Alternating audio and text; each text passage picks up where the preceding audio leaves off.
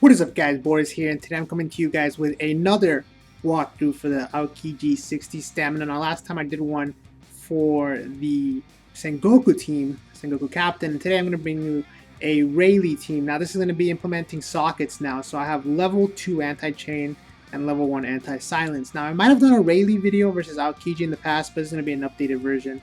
I'm not sure if I did one in the past, but if it is, here you go.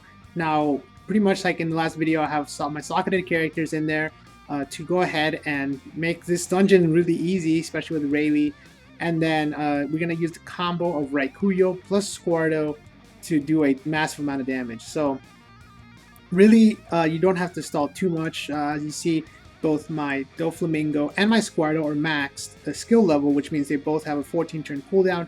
Now, Squardo, you don't even need to use a special, but I will use it in this video for demonstration purposes, and it just pretty much guarantees you get 100% kill on Aokiji once you get to him. Now, the hardest part, of course, is going to be getting to him, but to be honest, with Rayleigh team and the amount of recovery and HP he has, it's pretty tough to die. As long as you're pretty careful with your stalling, and you don't even have to stall, but pretty careful with how you attack, you should be fine, I think. Now, again, here's where anti-silence comes into play again, and we're going to go ahead and just deal as much damage with Rayleigh. You should be able to take out at least one or two of these guys, but even if two of them survive, with this amount of HP, you should be able to take 2 hits there, so it's not that big of a problem. And then in this room, again, just like last time, make sure you target the Elder Seahorse and go ahead and use Usopp on that guy to go ahead and take him out. And you can actually leave either the yellow or the blue alive. The yellow one will seal your Rayleighs, and your blue one will seal your Doflamingos, that you see here. But because of anti-chain, doesn't matter, and even if it did, even if you didn't have it, it still doesn't matter. You just stall for 2 more turns. So you don't really need to stall here, but it's otherwise you can get into a bit of a trouble if you don't have enough HP to tank the hits. So we're back at Aokiji again. And so the trick with this team is to remember that Aokiji's first hit will only deal, I think, 80% of your HP. It will not kill you. His first attack won't kill you. So you have 3 turns to do as much damage as you can, and then another 3 turns to do as much damage as you can. But do not get him below 50. Don't get him below 50 until you're ready to go ahead and do attacks.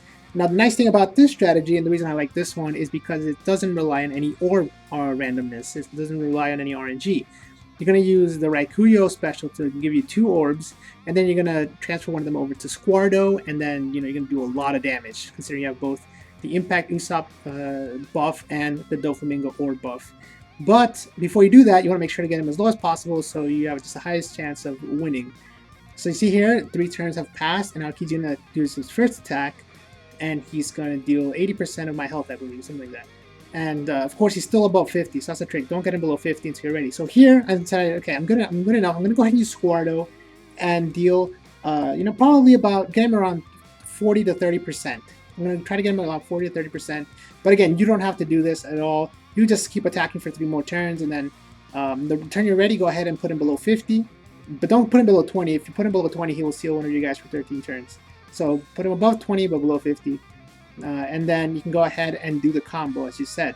And so here we go. I'm going to give both of these guys the yellow orb, and then use Doflamingo, who swaps orbs, allows to give one to Squardo.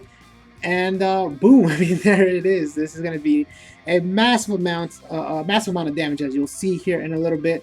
Golden Pound Usopp, and then I go ahead, I think, and I use the Sunny special just to make sure, I get that in.